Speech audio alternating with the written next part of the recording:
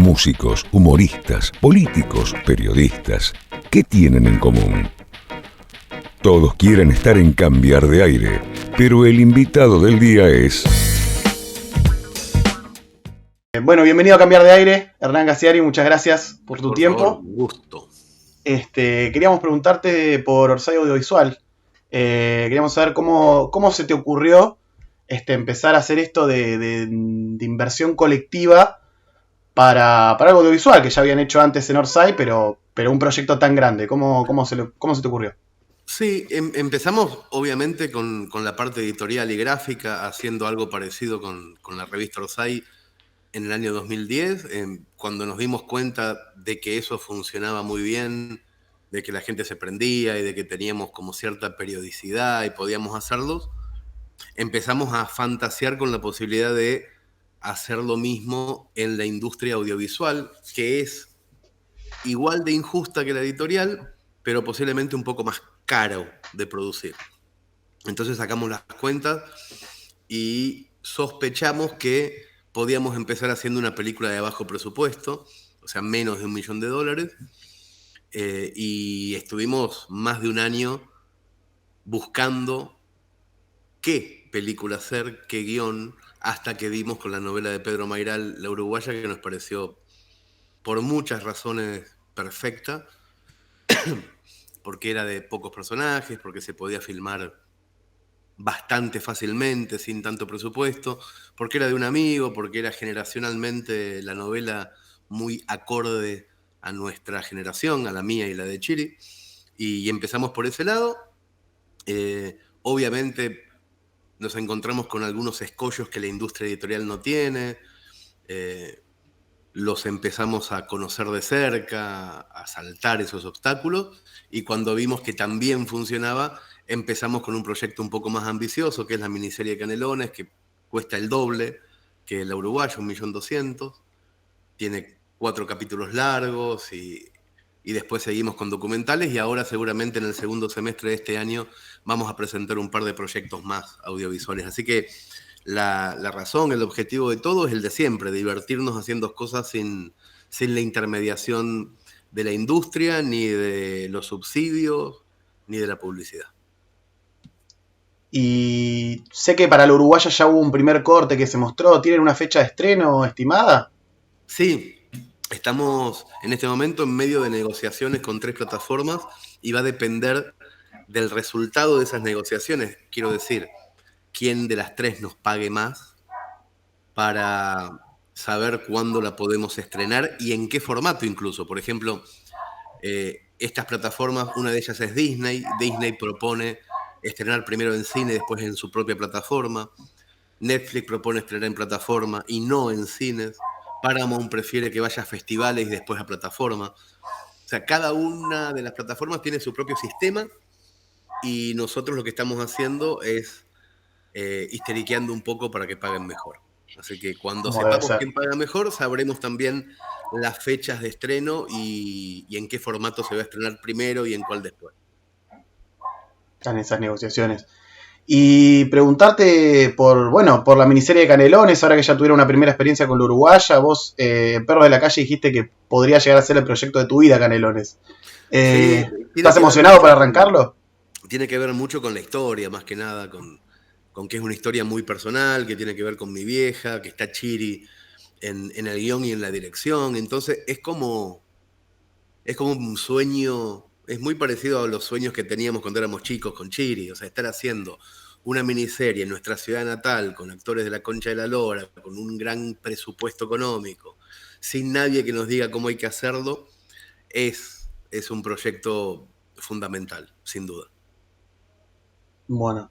Y Creo que, perdón amigo, sí, pero por creo que favor. tiene que ver también mucho con eso, ¿no? Con que sea tan a la manera Orsay, digamos, sin nadie que te diga cómo hacerlo y poner vos las propias limitaciones y creo que eso es clave también al momento de Sí, crear para Orsay, ¿no?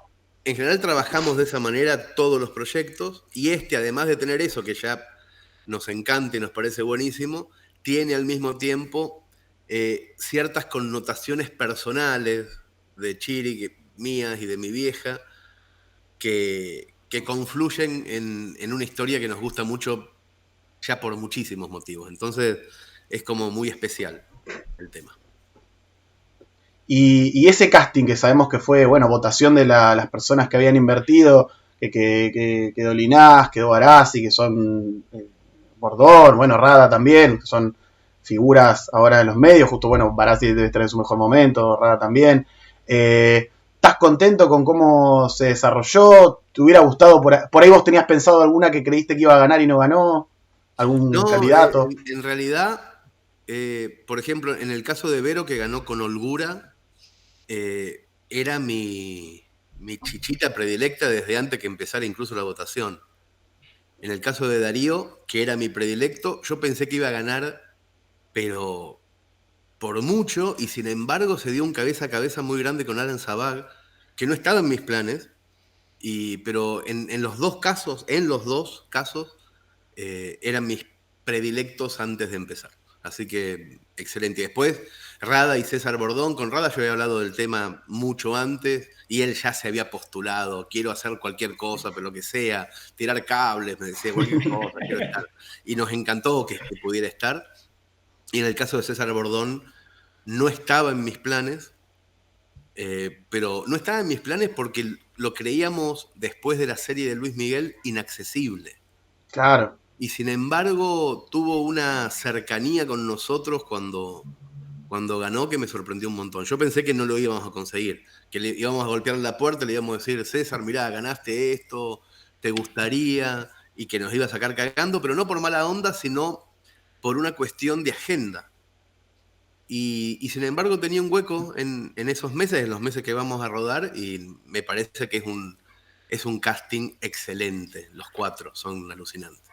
Sí, sin duda, realmente es un gran casting para los principales. Y te quería preguntar, ¿por qué decidiste que quienes hagan de Hernán y de Chiri adolescentes no sean actores conocidos? Porque no hay actores conocidos que puedan parecerse físicamente tanto a Darío y a Rada. Obviamente si hubiéramos encontrado algunos que sí, pero también vos pensás que a los 16 años no hay actores conocidos. O Claro. sea, abrirlo a un casting nacional es lo mejor que podés hacer, porque todos están aprendiendo a esa edad. Y es más fácil así, incluso es más democrático, más justo. Así que lo hicimos por eso, más que nada. Claro. Y no te vamos a pedir que nos la spoilees, pero ¿tenés ganas de por fin poder contar el final de ese cuento que es Canelones?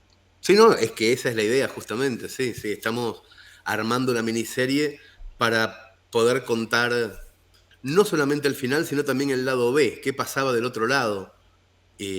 También en el año 80 y pico, cuando hicimos la broma telefónica, y qué pasó después, en 2015, que a mí me parece que lo que pasó en 2015 hace que sea contable. Lo que le pasó a mi vieja, sobre todo, hace que sea algo narrable. Si no, no tendría mucha importancia. Podría ser hasta un cortometraje. Claro. El cuento Canelones no es más que un cortometraje. Sin embargo, en esta miniserie es el resorte, el principio de algo que pasó en el 87, 88 y que repercutió en 2015 muy fuerte con otra historia que tiene sentido gracias a esa broma telefónica o por culpa de esa broma telefónica. Y ahora que ya metiste mano en lo audiovisual, sos un escritor que hace películas, sos un director que escribe, ¿qué es Cassiari ahora? No, ¿sabes qué? Yo en los últimos 3, 4, supongo que desde que dejé de escribir, en el 2015 dejé de escribir, no escribí más cuentos ni nada que se parezca a sentarme a la máquina a escribir literatura. Empecé a relacionarme con las historias de una manera mucho menos respetuosa. A reinterpretar, a adaptar, a reformular, a reversionar. Tanto cosas que ya tenía hechas como otras que se me iban ocurriendo, pero yo no las escribo para un libro.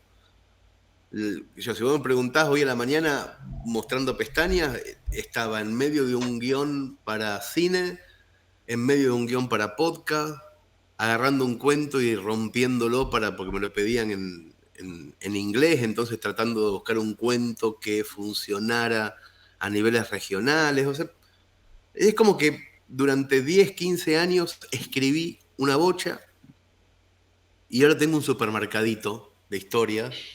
Entonces viene una productora y me dice, ¿no tenés algo medio para hacer una sitcom? Sí, espérese, señora. Y voy atrás, me fijo que tengo. Vas al inventario.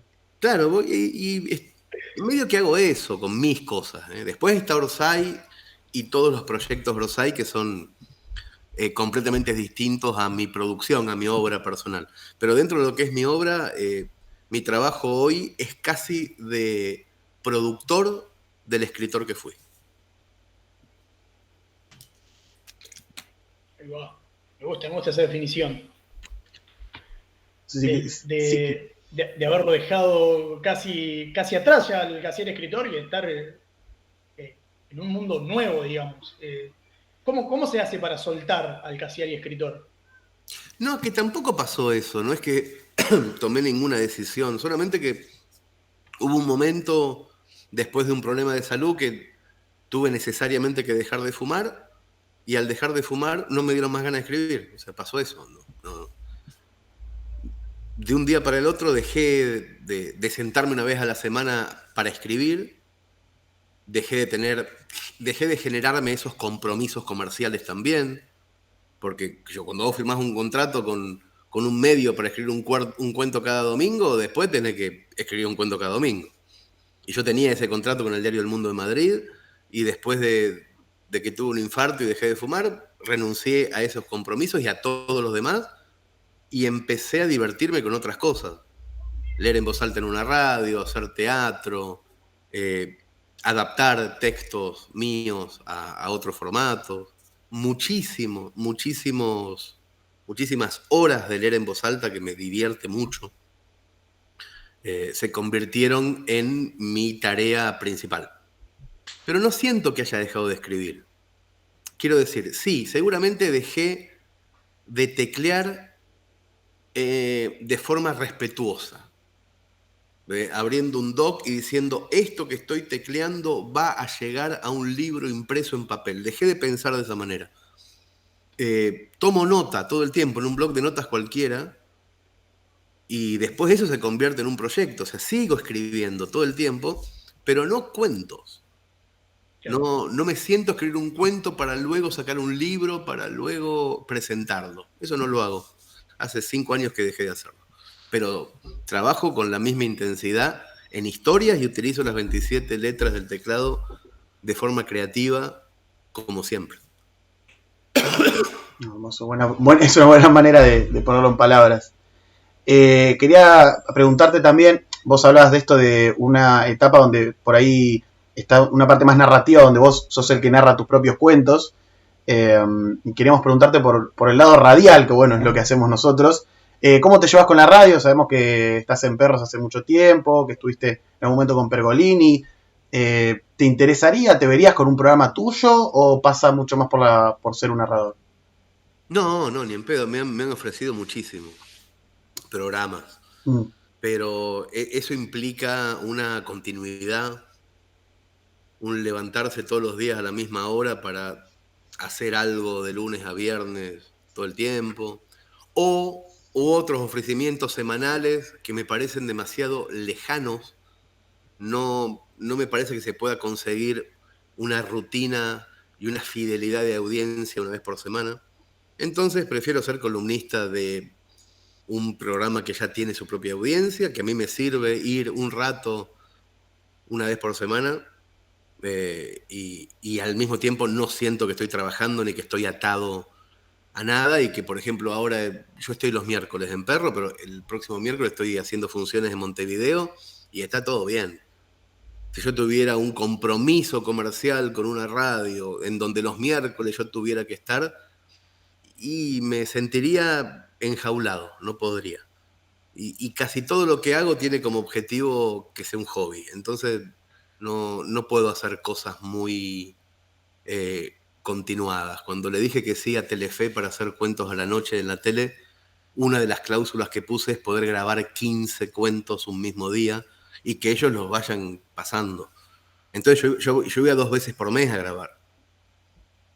Me quedaba la voz rota, porque tenía que grabar un montón, pero prefería 1000 veces ir 2 veces por mes que ir en directo todas las noches a las 12 a leer un cuento. Entonces, busco fórmulas, si es que tengo que trabajar con otra gente, busco fórmulas para hacerlo de una forma muy divertida, muy hobby, y si no, hago lo de siempre, que es no trabajar con nadie, sino conmigo mismo y con mi equipo, que siempre va a ser más divertido. Es escaparle un poco a esa prisión que parece trabajar, ¿no? Sí, es que es una presión, no parece. O sea, trabajar es prever demasiado a futuro. Estar... es parecido a la inseguridad personal. O sea, es como buscar llegar a la jubilación, o sea, el trabajo de todos los días. Yo prefiero no tener esa tranquilidad del sueldo fijo, que te termina chanchando también, y no saber lo que va a pasar nunca. O sea, prefiero no saber nunca lo que va a pasar. No sé si dentro de 3 meses, no sé qué va a pasar. Y me divierte un montón no saber lo que va a pasar. Muy bueno. Y teníamos algunas preguntas también, un poquito más puntuales con algunos cuentos. Cuando trabajaste con el diario El País y mantuviste el personaje de Xavi L. durante 6 meses, ¿cómo hiciste? ¿Cómo fue posible escribir 6 meses sin que nadie supiera que Cassiari estaba detrás de la pantalla?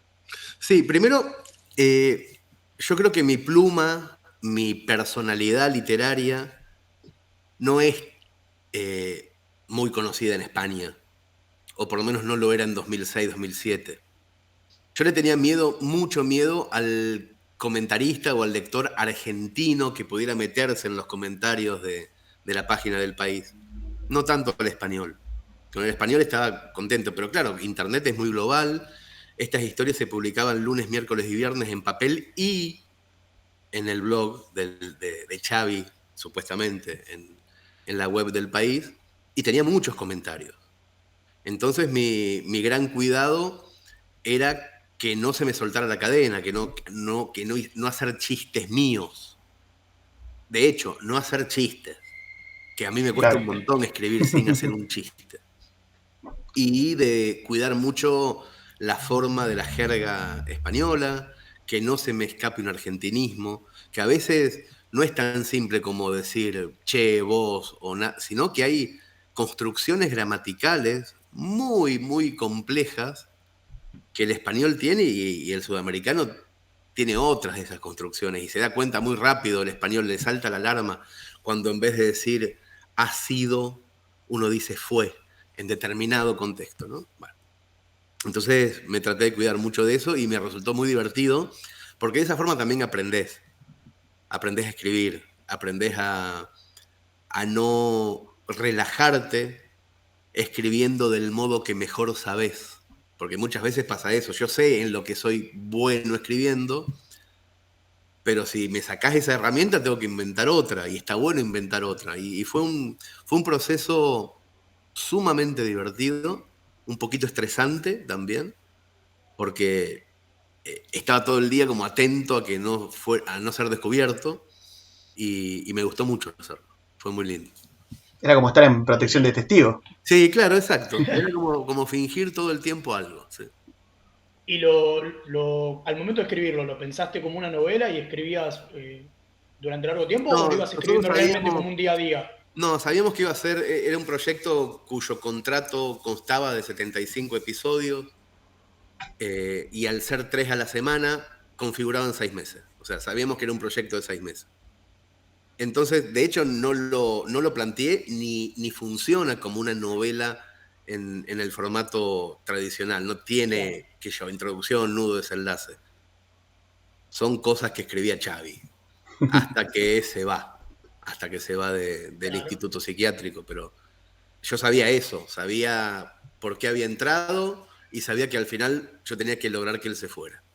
Pero después adentro empezaban a entrar personajes que me los iba inventando en el propio proceso narrativo.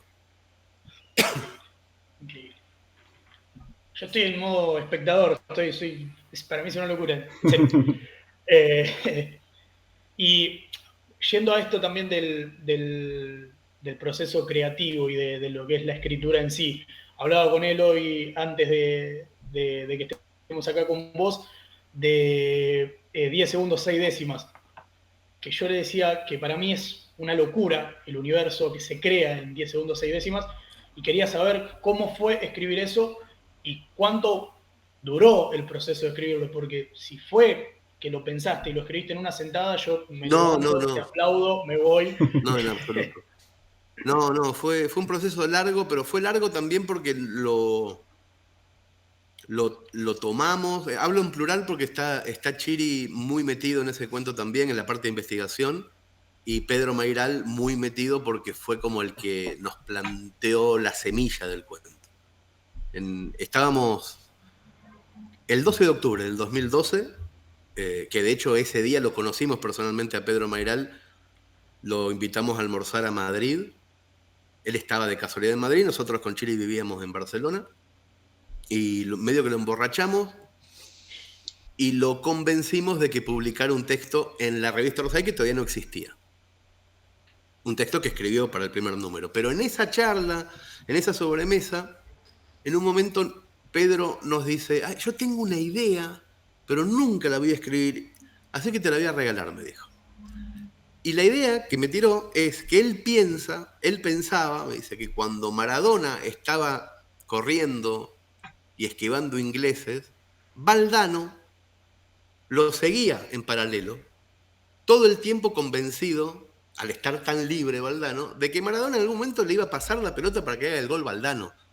Y Valdano lo persigue, y cuando descubre, esta idea es de Pedro, cuando Valdano descubre que Maradona va a hacer el gol él, decide Valdano en ese momento convertirse en periodista deportivo. Ese que es una especie de chistecito que Pedro me regala, en la charla empezamos a desarrollar la idea y yo le digo, ¿sabés qué pasa? A mí me parece que todos los coprotagonistas de ese gol, los defensores ingleses, Peter Shilton, Valdano, el árbitro, todos en esos 10 segundos cambiaron su vida. A todos les pasó por encima la magia tremenda y dejaron de ser los que eran para pasar a ser otra cosa. Y Chiri me dice, boludo, me dice, qué buen cuento sería si investigamos la vida de todos y le encontramos ese cambio, ese quiebre. Le digo, bueno, dale, investigá, yo te lo escribo.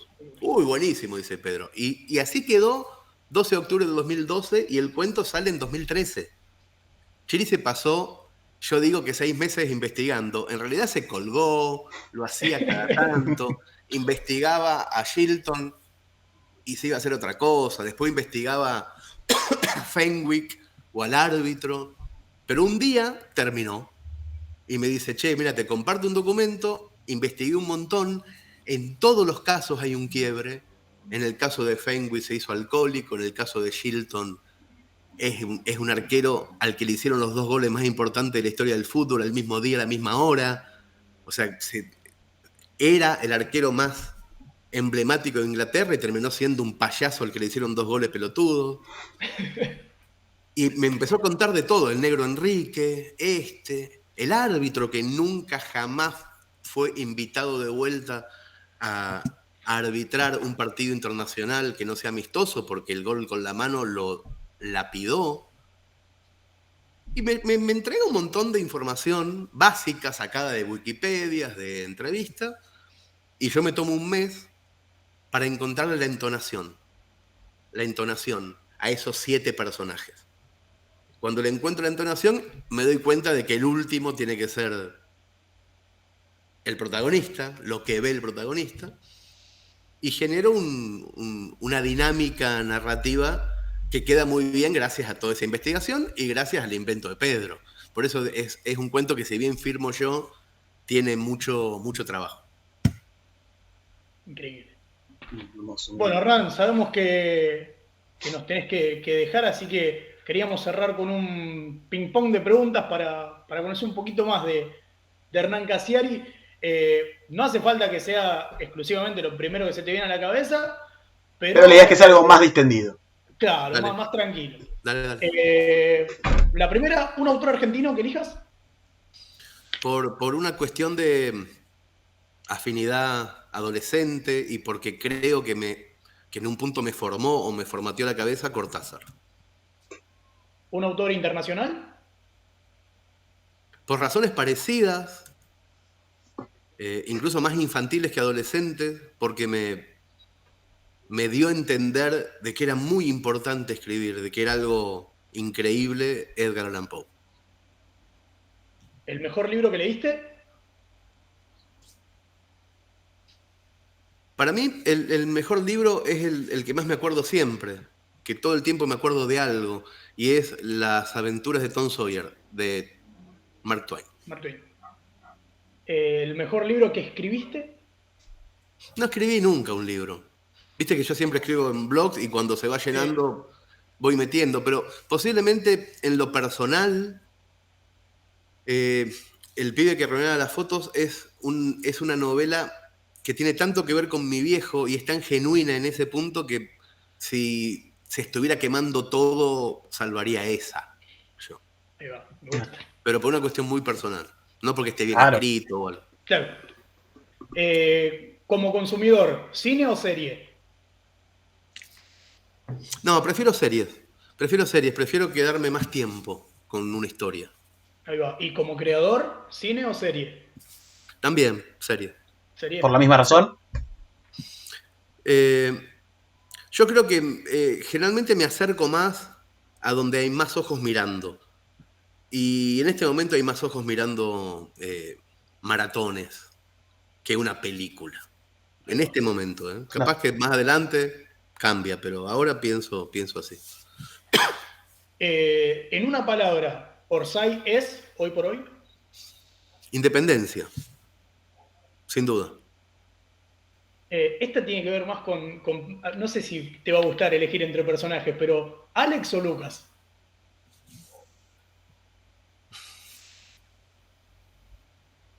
Me gusta más Lucas porque es imaginario, porque no es verdadero. Ahí va. Genial. ¿Cuántas veces leíste Gaussian Blur hasta poder leerlo sin llorar? Esa historia la publiqué casi en caliente en una revista Orsay. Yo, de hecho, la mandé desde Costa Rica para que la diseñaran y salió publicada y no la leí más hasta que me invitaron a una charla TED y elegí leerla porque digo, bueno, algún día voy a tener que leerla en voz alta.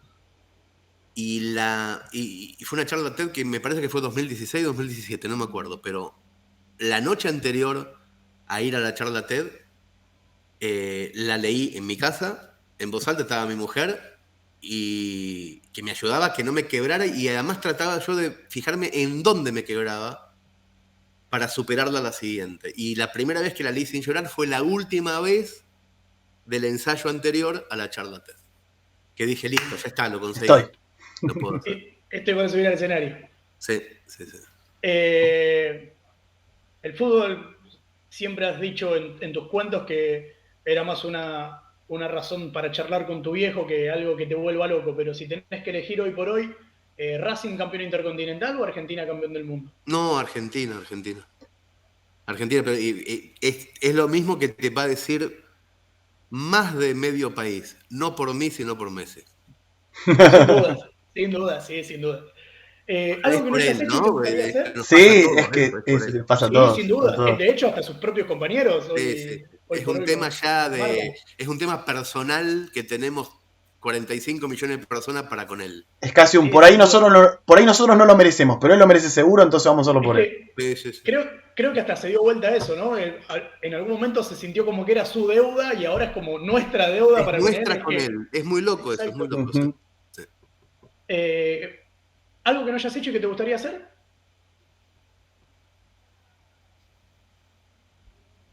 Hijo varón. Es algo que no hice todavía y que me gustaría hacer. Todavía. Bien puesta la palabra. Bien. Sí. La pensé, ¿eh? Sí. Es eso sin duda. Y vamos con las últimas tres. La primera, tus 3 claves para ser feliz. Yo tengo uno solo, en realidad, y que tiene que ver con dejar todo preparado la noche anterior para cuando me levante el otro día y me dé cuenta qué tengo que hacer, que me parezca buenísimo. Genial. O sea, preparar la previa, ¿no? A las 7 de la tarde, decir, bueno, ¿cómo va a ser el martes, que es mañana, ¿no? ¿Qué voy a hacer mañana? Bueno, esto, no, esto lo saco. Esto, sí, bueno. Ahora me voy a dormir, me olvido, porque en el sueño te olvidás, y cuando abrís los ojos y te acordás lo que tenés que hacer, tenés que decir, qué bien produje este día, qué bien ser un productor del día que viene. Hermoso. ¿Crees que estás en tu mejor momento? Sí, pero hace un montón que creo que estoy en mi mejor momento. Me parece que es más es un placebo que tengo en la cabeza para quedarme tranquilo. Siempre pienso que estoy en el mejor momento y que nunca puede mejorar más que lo que pasó hoy. Y que lo mejor está por venir también. Sí, no sé, no. Yo siempre pienso que lo que está por venir es un médico que dice tenés cáncer. Siempre pienso eso. Yo sé que lo que está por venir es eso. Entonces trato de disfrutar todo lo que puedo en tanto no venga ningún médico a decirlo. Claro. Así que no, nunca pienso que el futuro es mejor. Y la última, Hernán. La muerte. Uf. Lo mejor que le pasó a Hernán Casiari a día de hoy es... El infarto del 2015, sin duda. Haber tenido un infarto y haber usado esa excusa para tomar una serie de decisiones que no me animaba a tomar. Una de ellas, y posiblemente de las más importantes, volver a vivir acá. El hecho de volver a vivir acá mejoró todo. Hizo que todo lo nublado despejara. Increíble. Bueno, Hernán, de verdad, muchísimas gracias por tu tiempo. Sabemos que estás muy ocupado. Leandro es un fan de toda la vida, así que fue como media hora en Disney para él. No me voy a olvidar nunca. Esto no me olvido nunca. No me olvido nunca. O sea, no quería ponerme... Les agradezco a ustedes la charla, que no fue de las charlas típicas, así que eso siempre me... Bueno, muchas gracias. Me encanta, me alegra mucho no tener que contestar lo mismo y poder pensar. Era nuestra idea eso, tratar de buscar lo que no te hayan preguntado o algo que tuvieras ganas de contar. Muchas gracias. Muchas gracias por pasar, por cambiar de aire y por tu tiempo. Chau, Hernán. Un abrazo. Cambiar de aire, esta vida suele ser